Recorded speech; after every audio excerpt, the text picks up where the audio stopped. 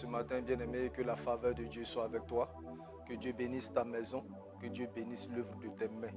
Je ne sais pas quelle flèche qui a été dirigée vers toi, mais je prie que cette flèche-là retourne à l'envoyeur au nom de Jésus-Christ de Nazareth. Que tout plan de l'ennemi contre ta vie soit détruit au nom de Jésus-Christ. Que tout complot contre toi soit renversé au nom de Jésus-Christ de Nazareth.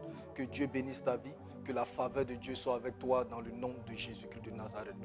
Bienvenue encore ce matin en Connexion Céleste. Nous sommes pratiquement en train de terminer notre grand chapitre. Et ce matin, nous allons parler de toute autre chose qui va encore nous aider pour aimer notre prochain. Et nous allons lire notre texte dans 1 Thessaloniciens chapitre 4 à partir du verset 16.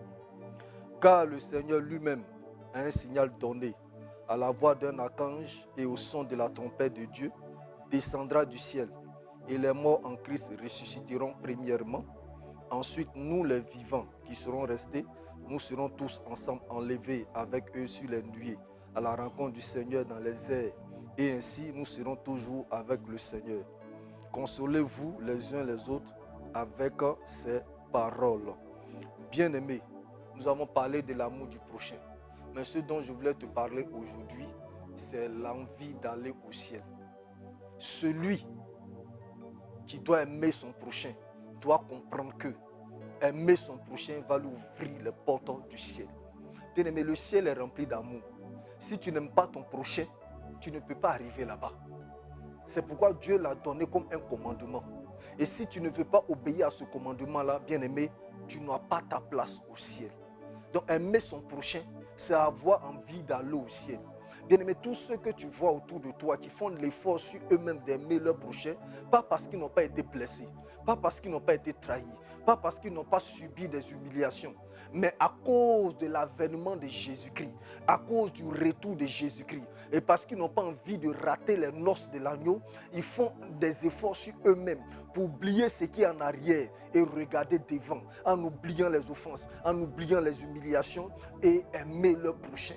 Bien-aimé, je veux t'exhorter ce matin, au-delà de toutes les blessures que tu as pu avoir, au-delà de toutes les frustrations que tu as pu avoir, au-delà de ton désir de ne plus aimer parce que tu te sens trahi, sache que Jésus-Christ revient.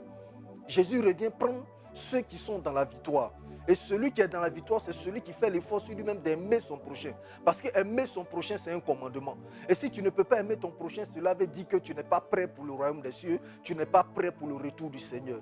Bien aimé, si tu as envie d'aller au ciel, la Bible déclare que quand la trompette va sonner, les morts en Christ vont ressusciter d'abord. Et nous, les vivants, nous serons transformés et nous irons à la rencontre du roi de gloire dans les airs.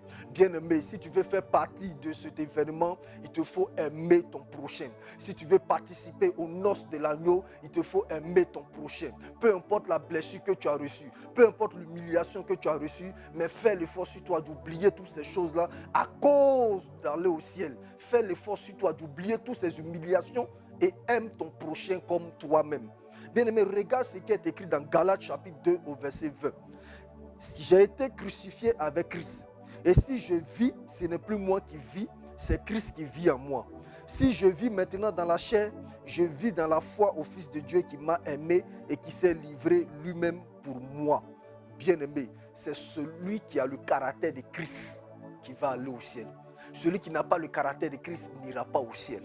Tu dis que tu es chrétien, cela veut dire que tu as le caractère de Christ. Mais Christ a été humilié, Christ a été frustré, mais Christ a continué d'aimer. Est-ce que toi aussi tu peux continuer d'aimer? Bien-aimé, si malgré tes frustrations, malgré tes humiliations, tu continues d'aimer, cela veut dire qu'il y a le caractère de Christ en toi. Mais si tu n'as pas la force d'aimer, si tu n'as pas la force de pardonner, tu n'as point le caractère de Christ en toi.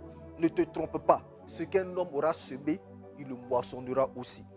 La Bible déclare dans Éphésiens chapitre 5 à partir du verset 1, « Devenez donc les imitateurs de Dieu comme des enfants bien-aimés et marchez dans l'amour à l'exemple de Christ qui nous a aimés et qui s'est livré lui-même à Dieu pour nous comme une offrande et un sacrifice de bonne odeur. Que l'impudicité, qu'une espèce d'impureté et que la cupidité ne soient pas même nommées parmi vous ainsi qu'il convient à des saints.